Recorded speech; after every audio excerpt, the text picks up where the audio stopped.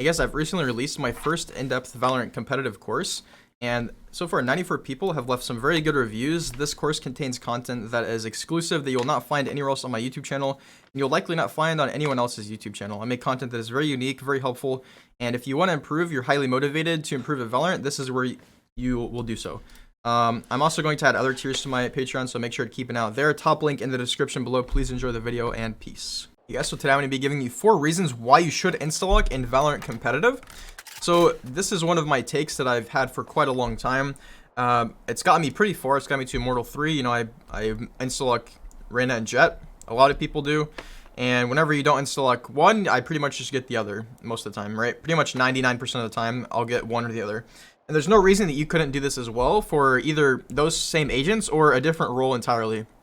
A big problem that I've noticed with people that I coach in lower ranks is that you are just kind of like, oh, I play whatever my team needs. No, you don't. You're scared to pick a role, you're scared to commit, and as a result, you suffer with consistency, okay? I'm just being brutally honest to you. If you want to get better at this game, it's in your best interest to at least start by picking a single role. This does not mean you have to stick to this role permanently, but again, it's very important to do so. So I'm going to go ahead and talk about the first tip, which is that insta-locking gives you the opportunity to main one role. So right, exactly what I was just saying, it gives you the opportunity to main one role.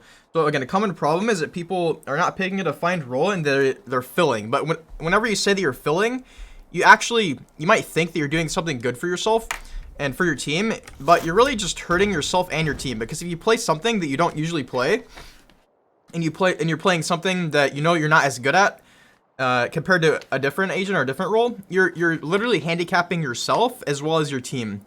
And so why would you do this if you could instead insta-lock something that you're 2 or 3 times better at, right? And if you're not 2 or 3 times better at something, just pick something, okay? You guys are like, I can't find my main. I can't find my main. Where's my main? Pick it, bro. It's right there in front of you. Click an agent and pick it. If you don't like it, change it, you know? Like, you're not gonna find it. It's not a magical thing that appears in front of you, you know? It's not, it's just not.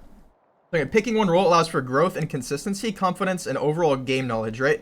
So whenever you decide, oh, I'm going to be a controller main, I'm going to main smokes, right? That's fantastic. And what this allows is, it allows you to also understand how the enemy controller is going to be playing as well. Whereas, right, if you're filling and you play every single role in the game, you're not really going to have as specialized of knowledge, right? So instead of picking instead of playing a little of a lot of agents, you play a lot of a little number of agents, right? And so in that way, you're specializing. Does that make sense, guys? That should make a lot of sense. And this is why insta-locking is useful, because it gives you the chance to specialize, basically, right? So the next tip is insta-locking doesn't mean you can't still be a team player. It doesn't mean you're toxic Terry, you don't have to be toxic Terry if you're an insta-locker, right? You can still coordinate with your team. As soon as you insta-lock an agent selection, as soon as you insta-lock an agent selection, you can say like, yo guys, what's up? How are we doing, right? You don't have to be toxic. You don't have to be mean. Insta-locking does not have to make you a mean player. I feel like this is a common misconception, so I kind of want to repeat myself a couple of times. Whenever I feel like people insta-lock, they feel like in lower ranks especially, oh, people are going to see me as mean or rude now. That's not how it has to be. Even if that is a common perception, more so in lower ranks, just make it clear, abundantly clear that that's not your intention. Your intention is to just do your best, right? Because that's what your intention should be, even when you insta-lock. People that get upset about an insta-locker are in the minority, at least for my rank, like Immortal. I understand that in lower ranks, this might be a more common or more prevalent problem. But even if it is, again, like I said, just let your team understand that your intention is to simply try your best. If someone is so upset that they can't, they can't stand it and they're just, took my Jett, oh. Just mute them, bro. I don't care how much they cry. Just mute them. You can't unlock your pick, okay? So, as long as you're active on comms and trying to work together with teammates, you're going to be completely fine, right? So exactly kind of what I just said. Tip number 3, you will eventually become a master at your role. And, right, so, like I said, you're going to become a master. You're going to specialize in this role, right? It's going to allow you to better understand how you should overall play as a controller, which can help you play even better as your specific agent, but also you can understand the enemy controller or whatever role it is that you're playing, like duelist. So if you better understand now, as a master or as a specialty in your role, you better understand how to counter enemy entries whenever you're defending, or whenever, you know, it doesn't matter what half you're on, but that really allows you to better counter the enemy duelist or the enemy role that you play. Experience gained from playing this, playing the same agents will lead to significant growth, right? Whereas if you're just playing a bunch of random agents and you're still like, oh, I'm trying to find my role, I can't seem to find it, you're just wasting time, right? It's not that you won't get better, you're just gonna get better much slower. And again, if you pick a role, you have a, you know, let's say you have a commitment problem with picking a role, you don't like picking a role, you just have to pick a role, and then if you pick a role that you don't like, you can still swap. There's no reason you can't swap, but don't swap too much, because if you're swapping every day, that's the same thing as filling. You want to pick a role, stick to it for like a few weeks, and if you genuinely decide like, okay, this role is probably not for me, for whatever reason, I don't really care what reason, then you can pick another role. Like say you pick Initiator, be like, I kind of want to play more aggressive, I kind of want to get more frag potential, you go Duelist, right? Or if you play Controller, be like, I want to go more passive, right? So you're going to go Sentinel instead. But give yourself time, give yourself a few weeks to figure this out. Don't just be like, on a whim, like, oh yeah, let me just, let me swap today, tomorrow, yesterday, yeah, you know, I was a different role, now today I'm this role, right? It just doesn't make sense. You're just doing the same thing as filling. Filling is not what you want to be doing, guys, right?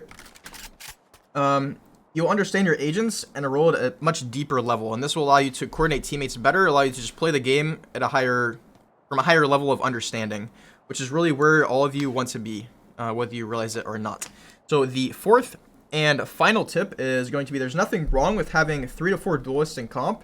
Again, this is something like, I still believe that your composition, your team composition matters very little. Maybe in high ranks like Immortal, it does matter a little bit. Like if you don't have smokes on certain maps, it's going to be very hard to win. But if you have 3 to 4 duelists and like say we're playing, let's say we're playing, I don't know. Let's say we're playing Breeze and we have 3 duelists, a Viper, and something else. A lot of people will be like, oh my god, what do you only have? Why do I have 3 duelists? Blah, blah, blah, blah. Right? In lower ranks especially, people would start losing their crap over this. And in reality, it doesn't matter. Again, this is comp. This is not pro play. This is not pro play. Oh my god, there's a snowman right there, guys. What the heck? There's a snowman. Okay? This is comp, not pro play. We don't need to have perfect picks to win the game. All we need is to have a little bit of coordination and a little bit of aim and a little bit of mental fortitude, right? Those are the things that we need. We don't need a perfect composition, you know, down to the pick from what your favorite competitor, what your favorite pro team plays in VCT. That does not matter, okay?